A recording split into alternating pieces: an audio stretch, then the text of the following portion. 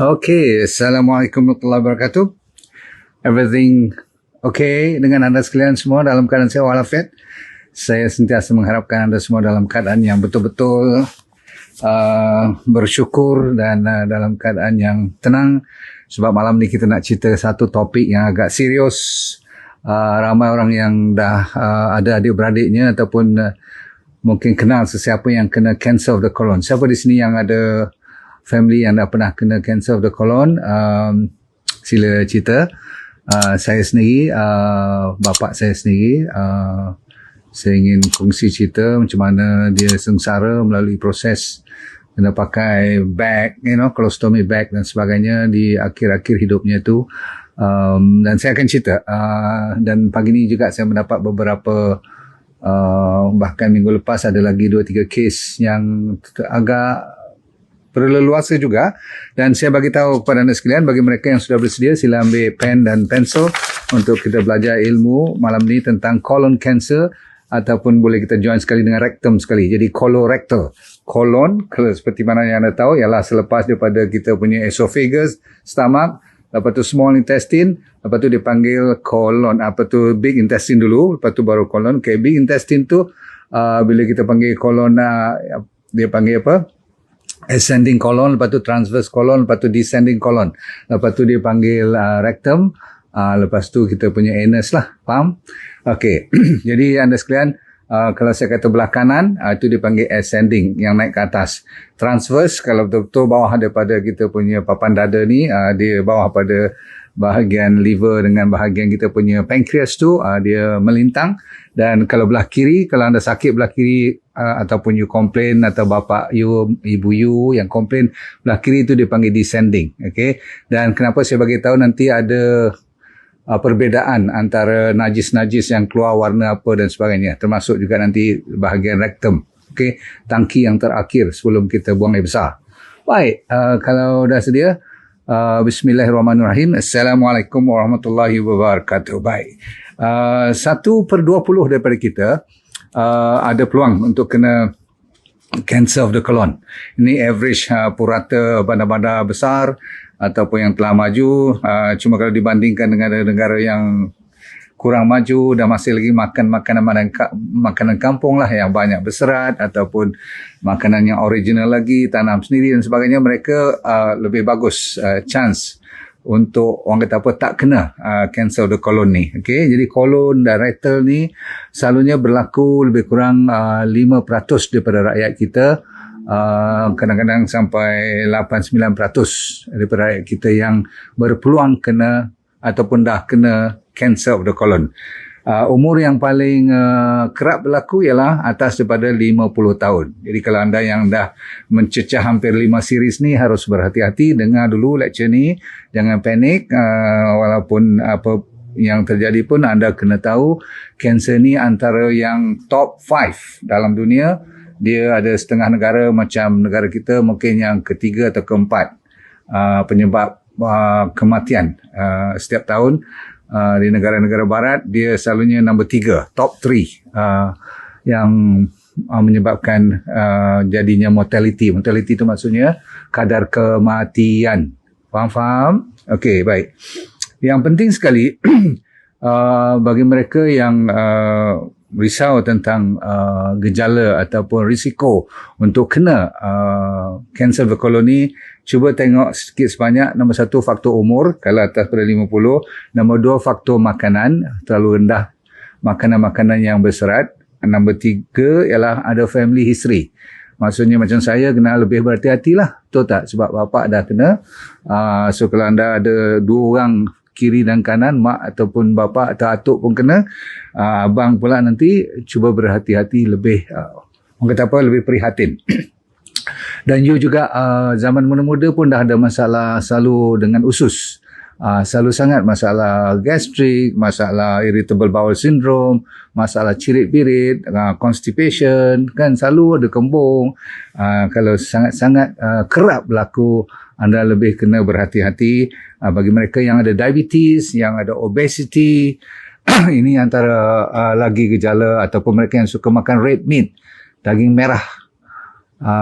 Tapi zaman sekarang ni daging putih termasuk daging ayam ataupun daging-daging yang selalunya yang saya kata daging yang tidak alami lagi, tidak lagi natural. Okay. Of course kalau diet tu selalu sangat refined sugar, confirm ada orang yang ambil alkohol ataupun mereka yang masih lagi suka merokok, sambunglah merokok. Sebab kalau you tak peduli, satu hari nak pakai beg najis, sila. Saya bukan peduli tapi dulu masa saya baru jadi doktor, bapa saya dah kena kanser.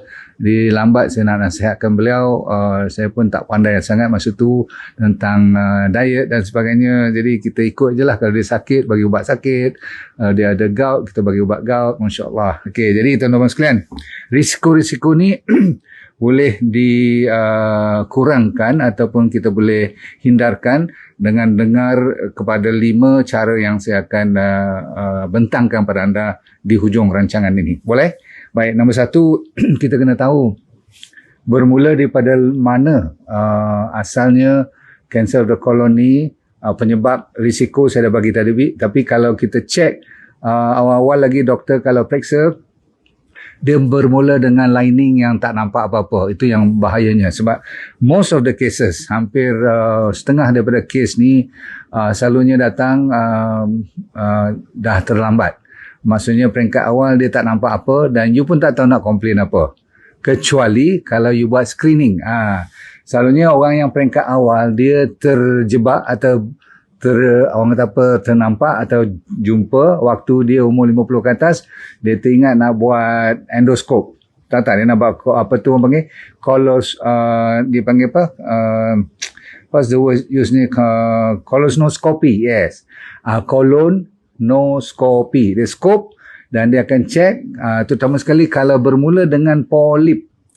Bayangkan ni lapisan you punya kolon, usus besar you kan, selalunya tidak ada apa-apa naik macam biji ke ataupun nampak macam tauge kecil ke, macam cendawan kecil halus macam tu. Polip. Polip ni maksudnya macam ada macam paku halus kat situ, tisu yang asalnya daripada permukaan usus kita tu dia naik, dia timbul. Kalau yang tu awal-awal dah jumpa dan kalau boleh dibuang ataupun dia belum lagi, tak semestinya semua polip tu kena jadi kanser, tak. Tapi selalunya kalau polip tu doktor berhati-hati, dia kena ambil dan dihantar lab untuk buat biopsi. Kalau clear, kalau tak clear, peringkat ini masih lagi orang panggil peringkat permulaan. Jadi kalau you dapat stage 1, stage 2 yang belum lagi keluar daripada kawasan yang sewaktu dengannya tu, maka dia masih lagi berpeluang yang kanser yang paling senang sembuh ialah cancer of the colon. Sebab kalau setakat polip atau baru tumbuh stage 1, stage 2, belum lagi dia tembus muscle punya layer kan, otot ada kat bahagian usus besar kita tu, kalau dia belum tembus lagi ataupun dia belum pergi lagi ke gelenjar-gelenjar lymph node, itu yang saya masukkan dengan chances untuk tak kena ataupun kalau kena hilang langsung. Dengan perubatan moden sekarang ni, sebanyak chance-nya 90% baik. Bahkan ada orang kata sampai stage 3 pun kalau dah kena gelenjar, sempat kita cari gelenjar-gelenjar mana tu, kalau doktor sempat buat cara moden sekarang, chemo, radiation semua, masih lagi boleh. Sehingga kan ada setengah tu kalau dia dah mula memberi masalah, yang saya akan cerita sekejap lagi, kalau dipotong tempat yang clear, tak kena lagi kanser, buang yang kena kanser tu, lepas tu ada kalau nak buat beg beberapa bulan, lepas tu bila dah baik sembuh seperti sedia kala, disambung balik, you are back to normal. Ada orang masih lagi sekarang tengah berjalan di kiri kanan you, kat mana-mana you tak perasan dia orang tu, kemungkinan mereka dah lalui proses ni. Itu yang dimasukkan senang sembuh. Chances of cancer colon baik kalau peringkat awal 1, 2 dan kalau belum serius lagi stage 3 tu memang boleh baik. Faham?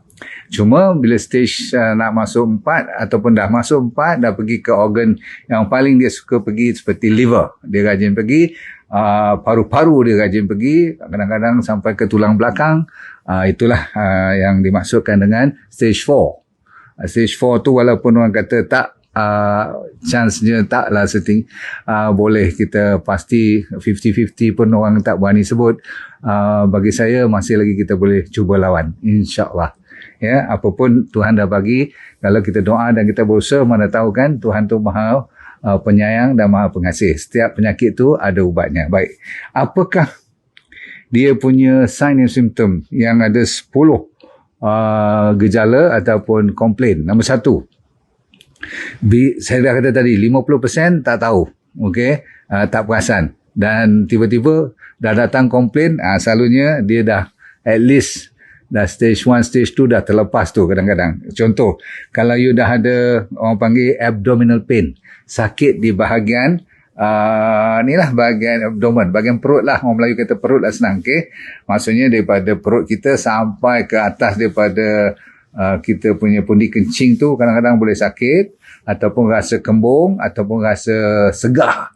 Tapi kalau sakitnya lebih belah kiri, itu yang saya maksudkan dia sebelah descending colon. Kalau dia sebelah kanan, dia dipanggil ascending, maksudnya yang naik ke atas tu. Jangan-jangan dia berlaku bahagian tengah. Tak tahu kenapa, mungkin ada sebab gravity ke apa. Tapi kebetulan yang kalau nanti kalau you tengok rasa body you senang cramp, bahagian perut ni senang, rasa tak, orang kata apa, orang Tara panggil cekang aja kan. That means distended lah, macam bloated all the time. That is dengan sakitnya, dan sakitnya tu kadang-kadang di bahagian yang tertentu, kawasan yang memang ada kanser kat situ, tapi kadang-kadang referred pain. Tahu referred? Asal-usul bahagian katakan kolon belah kiri, tapi dia boleh pergi sampai belakang.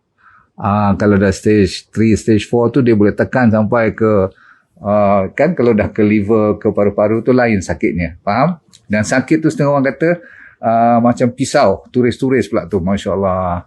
Saya tahu sangat lah, kan saya duk cerita kat you all yang macam pisau ni, macam rasa terbakar ni, baru nerve kat satu ni, bahagian carpal tunnel ni sampai hari ni tak baik lagi, you tahu kan? Ni, kebas lagi ni, Masya Allah. Jadi kalau you bayangkan cancer of the colon, macam mana cerita? Nombor 2, stool. You punya najis akan jadi macam pensel. Dia jadi halus. Berarti yang sakit tadi pun mungkin disebabkan oleh kanser tu dah mula membengkak dan tumbuh, dan dia jadi maksudnya terowong ataupun tempat najis keluar selalu tu dah tak sebesar dahulu lagi dah. Jadi itu disebabkan you dapat distended, dah rasa dia kembang atau dia kembung sebab dia tolak balik ke belakang. Tapi yang najis pula nak cuba lepas, katakan dia kalau dulu besar ni lubang dia, sekarang cuma besar ni je, besar jari kecil saya. Itu yang dipanggil pencil stool, okay, dan jadi nipis, tak macam dulu lagi dah. Yang ni kalau you nampak, you tolong cepat-cepat jumpa doktor, sebab kalau campur pula dengan saya kata apa, boleh constipate pula, boleh sembelit, dan boleh setengah orang dia lawan sembelit sekejap, lama 5-6 hari, lepas tu kadang-kadang dia terlepas, dia jadi diarrhea pula. Ni kadang-kadang sampai dia rasa kalau dia buang air besar pun, kalau boleh dia masih rasa tak puas. Orang panggil apa, macam ada je lagi, dia memang rasa macam benda tu memang tak habis, ada simpanan lagi. Ini tanda-tanda orang kata apa, cancer of the colon. Tambah lagi pula kalau berat badannya turun dengan serta-merta sampai 5-10 kilogram, tak ada diet apa-apa, suddenly dalam masa 3 bulan lepas ni you tengok bapak you dah jadi kurus kering. Makan pula loss of appetite. Dia nak makan tapi dia tak lalu. Bagilah makanan yang kesukaan dia pun dia tak suka, atau anda sendiri yang bermasalah. Ingat umur 50 ke atas untuk orang lelaki yang selalu senang kena umur 67-68 average. Wanita 71-72. Ni kalau umur you masih awal, jangan pula senyum-senyum pula. Dia belum lagi umur 67-68 macam saya ni, jadi kena berhati-hati. Tahun ni tahun 68 tahun. So tahun untuk cancer of the colon orang panggil peak, orang kata apa, umur yang paling subur lah kalau nak kena. Jaga baik-baik, okay? Tapi yang penting, boleh tak you kena umur bawah pada umur 35-40? Jawapannya boleh.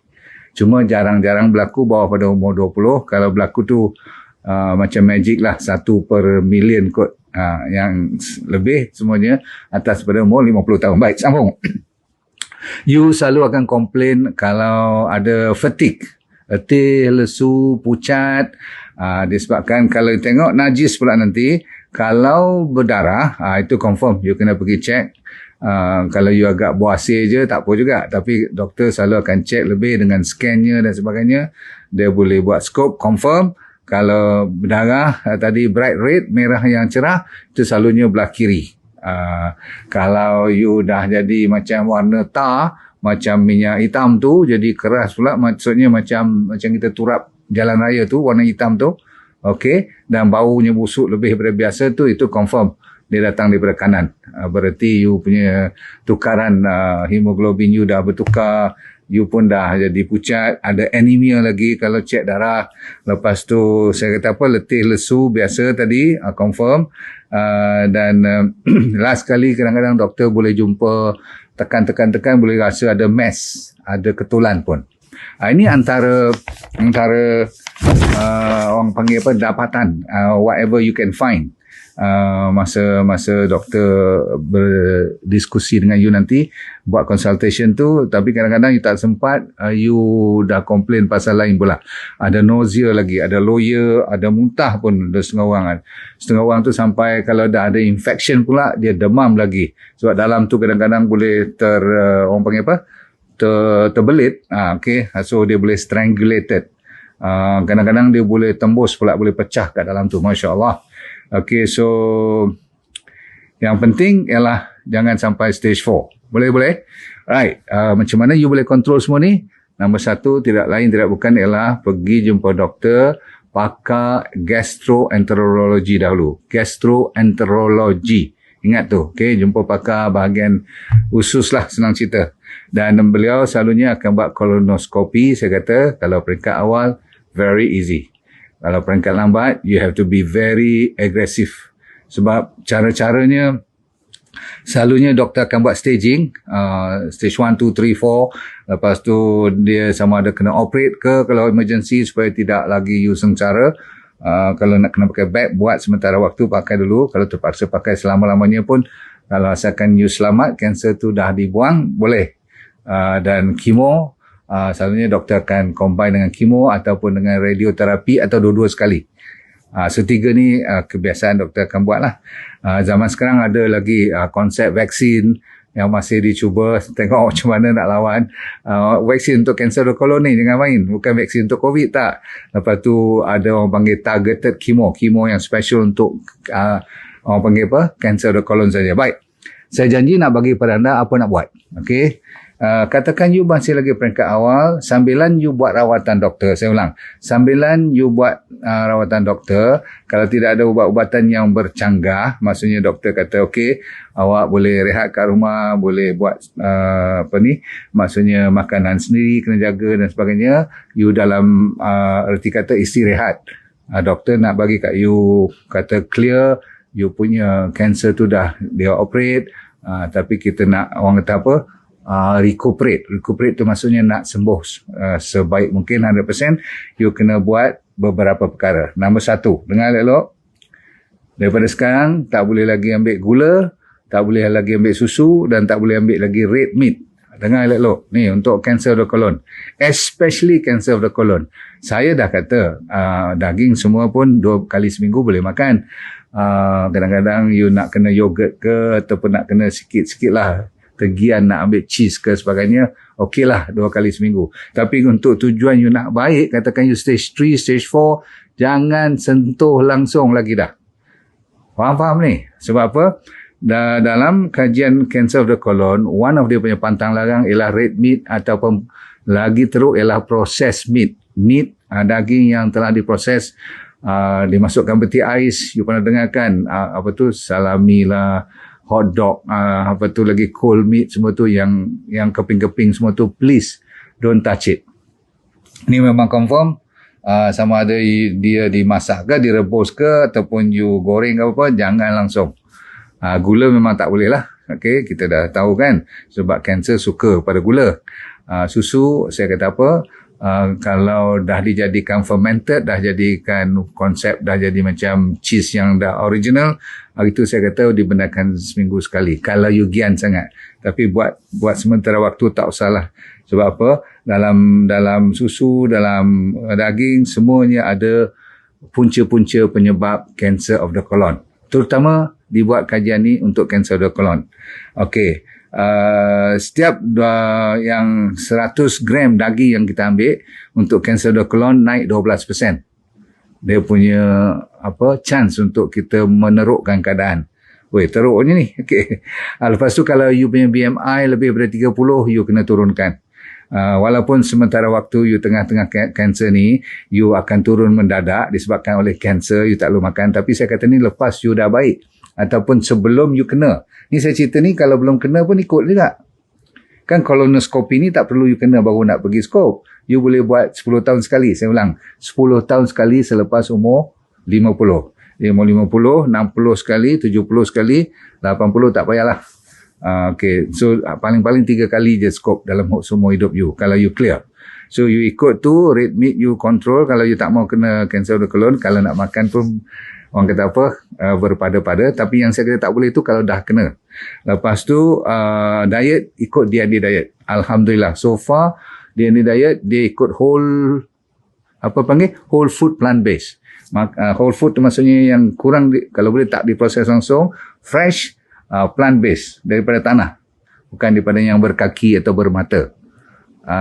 Ini kena serius lah sebab kanser the colon jangan main tau, dia boleh baik. Sebab tu saya kata jangan main sebab dia ada chance boleh baik. Dan you tak perlu panik sangat kalau you baru nak mula tukar kepada jadi orang kata macam makan banyak sayur buah-buahan ni. Buat sehari demi sehari. Jangan tunggu sampai dah kena baru nak buat secara serius. Dah kena, no choice. Hari ni kena start diet macam ni.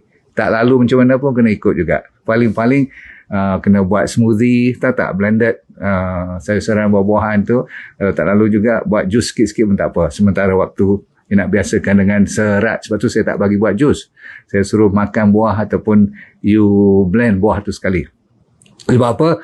Nombor 4, kita perlukan fiber. Kalau you tak suka fiber, you kena paksa diri you kena tingkatkan serat. Tahu serat? Okay? Benda-benda yang berserat. Tak kira lah daripada buah nanas, buah apple, buah mango, makanan. Kalau nak juga makan beras, terpaksa juga dagian sangat ambil brown rice ataupun ambil cauliflower rice. Sekarang ni dah ada dibuat daripada sayur pun. Nampak bentuk macam cauliflower, macam beras betul-betul. Belajarlah. Kan ubi, keledek semua tu, tapi kalau yang lebih abdal ialah lebihkan benda yang hijau, cruciferous. Saya dah cerita malam tu kan, ambil bayam kan, ambil buah delima, ambil mushroom, ingat saya cerita semua tu, avocado kan, saya cerita semua tu. So last ialah jangan lupa kepada bahan-bahan spices. Spices tu herba-herba. Masih boleh. Terutama sekali ginger, garlic, bawang putih dengan halia dan turmeric. Turmeric tu maksudnya kunyit yang paling terbaik dalam soal cancer of the colon ni, dan dicampur dengan black pepper. All the time kena campur black pepper sedikit. Jangan lupa, sebab tanpa black pepper you rugi sangat. Sebab apa? Dengan sedikit je black pepper 1/5 selalunya. Ataupun kalau you nak bubuh sikit lagi pun tak apa. 1/7 pun tak apa. Asalkan ada black pepper dalam kunyit tu, dia meningkatkan dia punya absorption, pencernaannya sebanyak 2,000 kali ganda berbandingkan dengan tak ada langsung black pepper. Jadi rugilah kalau tak bubuh black pepper kan. Kita nak ambil curcumin tu. Baik. Terkenal dengan siapa yang selalu dengar lecture saya, sekali ni diingatkan dalam banyak kajian, you boleh cek sendiri, vitamin D3K2. Saya mungkin sebulan 2 lagi kalau siap, saya nak buat sendirilah sebab banyak sangat ada kat pasaran, saya tak tahu yang mana yang original. Sebab D3K2 ni ada yang betul, ada yang tak betul. So pastikan you ambil minimum 10,000 international unit. D3 lepas tu K2 ni ambil 100 microgram. Okey, ingat ya, 10,000 dengan 100 microgram. Ini pun rendah sebenarnya. Kalau saya selalu kata, kalau kanser tu datang kat saya, memang saya tapi saya tak bolehlah cerita dalam online macam ni. Itu harus kita ada consultation yang serius. Sebab kita kena tengok keadaan badan you, boleh ke tak boleh terima dan sebagainya. Faham? Okey. Tapi wajib. Okey. dengan D&D Sacha Inchi Oil tu memang kita akan bagi selalu. Sebab apa? Mengurangkan inflamasi. Masuk akal tak? D3 tu untuk apa? D3 tu untuk hidupkan balik sel-sel kita yang dah mula letih, lesu dan macam kereta dah hilang kunci. Kunci dia tak boleh on lagi dah. Itu yang D3 dimasukkan untuk buka balik enjin you supaya insyaAllah pertahankan sementara you nak sembuh. Faham? Okay, so lagi satu yang lain-lain tu kacang, dal, ikut D&D diet lah ya. Kopi masih boleh ya. Selalu saya suruh buat coffee bomb. Ingat tak coffee bomb tu? Coffee O campur dengan Sacha Inchi Oil campur dengan Lorix supaya manis sedikit. Okay, apapun cukup dulu. Kalau yang lain-lain makanan-makanan tu you ikut lecture-lecture saya yang lepas. So ingat saya dah bagi apa yang pantang, apa yang terbaik. Jangan putus asa sebab cancer of the colon boleh baik. InsyaAllah kena lawan betul-betul. Walaupun stage 4, kalau sempat kita buang betul-betul, lepas tu kemo, doktor betul-betul prihatin dengan dia punya penjagaan you tu, insyaAllah. Saya percaya sangat. So kita jumpa lagi. Supaya anda hidup tu sentiasa dalam keadaan dunia bahagia, akhirat anda semua syurga, saya doakan. Dan insyaAllah apa tu kalau sudi tolong tekan share sekejap. Sebab saya selalu lupa nak suruh. Maklumlah saya tak pernah fikir pun. Okay, tekan like, tekan love. Kita bagi love pada semua rakyat kita. InsyaAllah. Okay, let go and feel good all the time. Boleh? Bye. Assalamualaikum warahmatullahi wabarakatuh. Bye. Terima kasih.